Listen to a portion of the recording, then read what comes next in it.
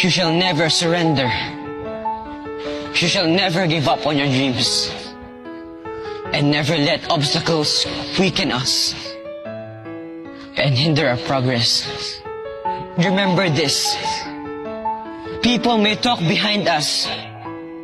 People may not believe in us. And people may drag us down. But do not be shaken. We do not exist and we do not live for them. Because we live for the people who have faith and believe in us. Because we live for our family. Let us not be afraid facing our challenges. Let us pursue our dreams. Mapapagod, pero hindi po susuko. Masusugatan, pero hindi aayaw. Mabibigo, pero hindi bibitaw.